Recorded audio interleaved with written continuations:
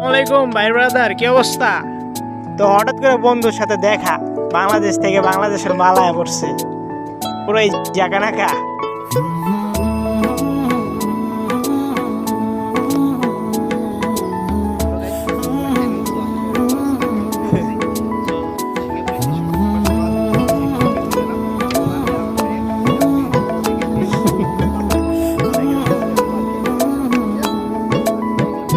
ভালোবাসবো বাসবো রে Okay. বন্ধু তোমায় যতনে,